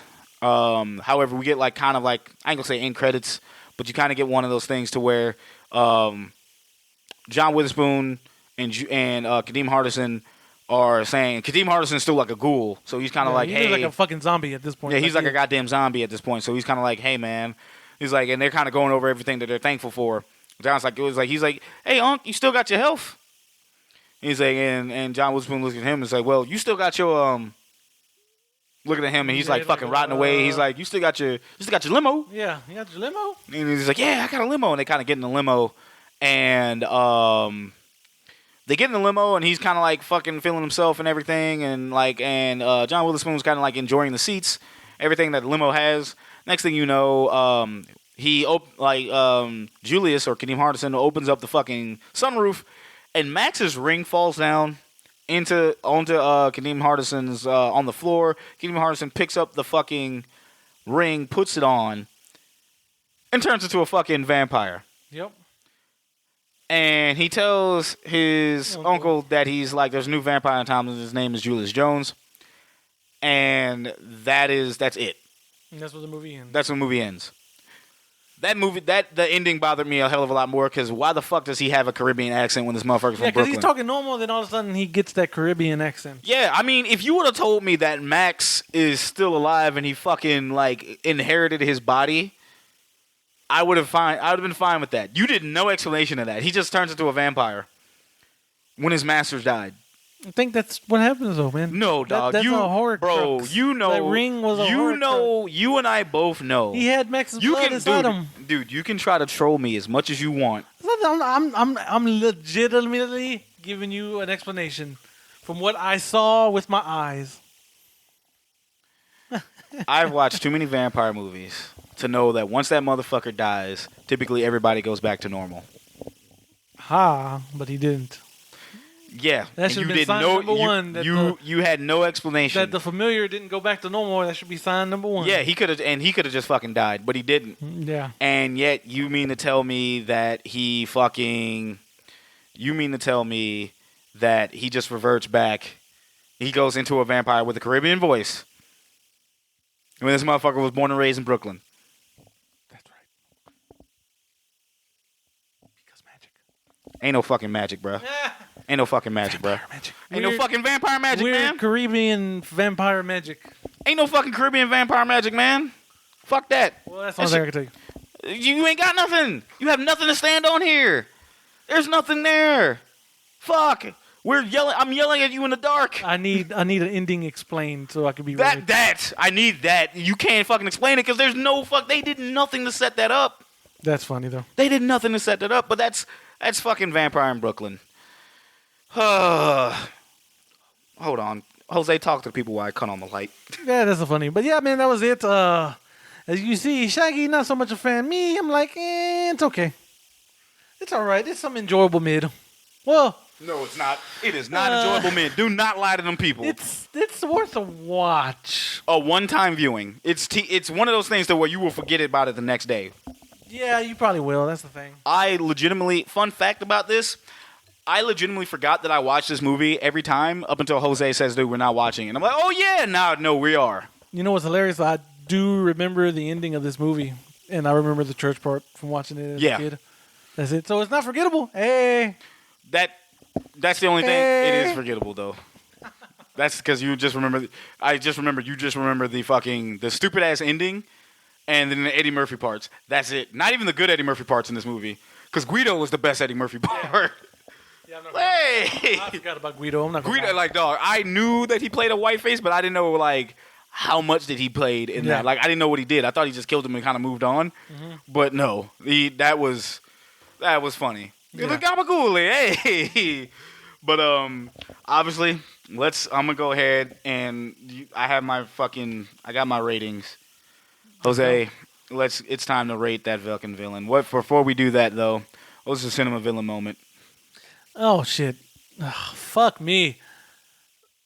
Yeah, it's probably the Guido part. Guido? Yeah. I'm going to, the more and more we think about it, we got to think of, like, shit that he's actually doing villain-type shit. Yeah, I'm going to say Guido, too. Like, that's my, yeah, like, I can't even, like, that brought me joy. Yeah. Like, that brought me more joy than the dog going up in the fucking air. But, like, even then, it's kind of like, okay. Like, he fucking killed, you killed him and became even more of an asshole. Or did he just flick Dude, the dog? That dog is dead. That dog was yeeted, bro. That dog got yeeted into the fucking stratosphere, bro. That motherfucker was dead. That's hilarious. Poor dog. Poor dog. Rest in peace. Yeah, rest in peace. Yeah, exactly. Rest in peace, Rin Tin Tin. All right. So now it's time to grade our villain to see where he goes down. Does he get at the table? Does he have his own VIP section? Or do we not let this motherfucker in whatsoever? All right, Jose, what do you give him in drip? Drip, out of 5, right? Yeah, out of 5. I give him a solid 3. He had some, really? He had some drip. He was like balling looking. Really? Not like amazingly, but he. You know what? So he had taste. He did. Yeah. So here's the funny thing. I had him at a 4.5. Oh, wow. But I'm gonna drop it down to a 4 because of the fucking goatee shit that we talked about. Yeah, that was kind of weird. Bothered me. And it's not even Eddie's fault, or it could have been Eddie's fault. You pointed out it could have been a reshoot. Yeah. Because like there's a part in the movie where he's talking to Rita for the second time in the street, and the mustache, the goatee, and mustache does not fucking match up. Y'all can go and watch that. None of that shit matches up. It fucking annoys me. And my black folks, y'all know how a motherfucker will look with a goatee, and it can either be patchy or it can link up. That shit did none of the sort. And we've all seen Eddie Murphy with a fucking goatee. That shit wasn't his goatee. Yeah. Because even later in the movie, you actually see his actual goatee and his Lincoln. So it's funny. Yeah. But I gave him a 4.5 because I liked, he was a typical vampire. Yeah. Typical vampire. Yeah. Just drippy as hell. Like he looked suave, debonair. Yeah. With his shit, had his jewels and everything, and just he looked cool. But Well, I say 3 or 3.5. you said 3.5. You said 3, but you want to give him a 3.5? Yeah, I'm in 3.5. Then I'm gonna give him a 4 Yeah, because I had him at 4.5, but I'm gonna say nah. That fucking goatee shit bothered me. All right, what would you give his motive? So what was he wanted to keep on his race, keep his race going? Yeah, he needed to keep it. He needed to keep his species alive or his race going. He needs to keep his race alive. I'm gonna give it a 2. Yeah. It's like I don't know. It's weird. The whole I guess You didn't explain anything. I guess he can't make a vampire by just biting it and going. Yes, like Yeah. you didn't explain Yeah, anything. no, you're right. So, Like yeah, 2. nothing explains, and that's I'll give it a 2 as well. Yeah. Because like originally I left it blank originally Mm-hmm. because I was like, okay, let me find out what his threat is. Like he really, the motive was to rebuild the population, but I'm like, I mean, if she was that special and you went to go seek her out, like, hey man, what? Like you didn't even explain any of this. Like you could have and then make it so fucking bad. Oh boy, fucking her dad fucked her, got with her mom and made her. So what you mean you couldn't go out and go do that again? Yeah, that's true. That is I'm true. giving that bitch a 1 then. I'm giving it a fucking 1. It was you got killed for some shit that you wasted your goddamn time on. Fucking 1. I'm giving it a 1. Makes no fucking sense. Yeah. Also, now we have the threat level. Jose, how'd you feel about his threatening? How'd you feel about his threat level? I'm gonna go with a 3 again this time. Really? Because he could kill you. I mean, he would murder you. Like you couldn't stop him essentially unless you knew he was a vampire and you had vampire killing skills. Like, yeah, he had multiple things. He could turn into a wolf. He can fuck you up. He could turn into smoke. Yeah, because I gave him a 5. That's the only 5 I gave him. You're fucking right. Actually, now I talked myself up to a 4. I don't think he's a 5 because I said he was a 5 only because I think outside he was a vampires to me automatically get are started off as a 3. You can't go no lower than a 3, right? Yeah. And then you got to just see how interesting that vampire is. But if you think about it, he was legitimately. Now I can lower that 5 because he didn't kill Justice. He was fucking around playing with his food. Yeah. But if you think about it, he fucked up everybody else in his way. Except Justice, which is weird. But, obviously plot armor. But if you take him out of that, he's literally fucked up everybody else in his way. Yeah, that's true. So that's the reason why I gave him a 5. He was legitimately threatening. Yeah, I'll give him a 4. I'm gonna stick with the 5. I'm gonna stick with the 5. Yeah, go ahead. Because, with Julius being a plot armor, having his plot armor, obviously he wouldn't be fucked up. But everybody else literally got dealt with. Yeah. So, except, Zuko. But even Zuko, he just took battle. He couldn't. He went to go kill Zuko and couldn't do it. So he battle damage. Rita saved Rita Zuko. saved him. It's Only like, no, reason- not him. So yeah, no, I'm gonna still give it a 5 because he was literally everybody he came through. He's like, yeah, I'm gonna fuck y'all up. Yeah. You not so much. Y'all, I'm gonna go fuck up. So yeah, I'll still keep it a 5. So that's actually I need to. Man, I thought I had my pen. You gave him 3.5 in drip. I gave him a 4. We both gave him a 2 in motive, and I gave him a 5 in threat level, and you gave him a 4. Yeah. Are you putting that together mathematically to tell me what that aggregate is? Shit, this is kind of weird. Okay, yeah, because it's a 2, it's a 5, it's a 5, 4, 5. A motive was a 2. That's the only one, and then a 3.5 and a 4. Plus what? 2, right? You said. Yeah, plus a 2, which is you can just do 1, 2. Well, your aggregate is a 3.66666666666. Rock on, dude. My aggregate is a.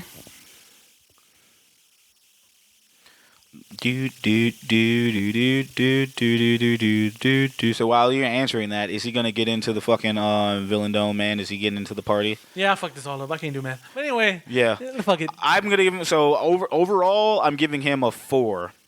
No, I'm giving him a 3.5 as overall. And Does he? He can get. He gets into the in. He villain gets zone. in. He's not getting. He doesn't get his. He doesn't go to the table. No, because there's been cooler vampires that Yes. we've covered that deserve more than that. And Eddie Murphy and the funny thing is, this is not even the best Eddie Murphy villain. Right. That's it. Exactly. He gets in. He doesn't get the VIP, but he gets in. No he gets the party. VIP for you. He gets the party, but he's not with fucking Deacon Frost. No. He's not with Michael. He's not with fucking Deacon Frost and David. Yeah. Yeah, he's not. The motherfucker's chilling, which is fucked up because it's a black vampire. I was just about to say. So now we're racist. Yeah, he's a black vampire. Black vampire. In. Hell nah. When we review Blackula. Blackula's getting in that bitch. So don't worry. Blackula gonna pass up and was like, "Excuse me, Yeah. my brother." Nah, bruh. But hey, man, that was Vampire in Brooklyn. Vampire in Brooklyn. That was our return episode. Thank you again for listening, giving us your time. We appreciate y'all. Thank you for being super patient with us. Yes, thank you very much. Jose, where can they find us at? They can find us at Cinema Villains Podcast. You have no idea, do you? That Cinema Villain, Cinema_Villain Podcast. Yes. No, it's just cinema_villains. That's what I said. On Twitter. On Twitter and on on Instagram. Instagram. Our email is Cinema Podcast. Yeah, cinemavillainpodcast at gmail.com. Yeah, I know. That's what I said. It's totally what I said. Go buy our shirts. Go buy our shirts on Teespring. It's CV Concession Stand. You can look that up on Teespring. You can find that up on our bio, on our Twitter accounts, and on our IG. We are still working on more art for that. Appreciate y'all. We actually still got something special coming up in the later month. See. And please be on the lookout for that shit, because that is going to be fabuloso. Mucho fabuloso. Yes, sir. Look forward to that shit. And other than that, hopefully, unless there's more doom, we will see y'all next week. Peace out, everybody. Take care of yourselves. Bye. Later.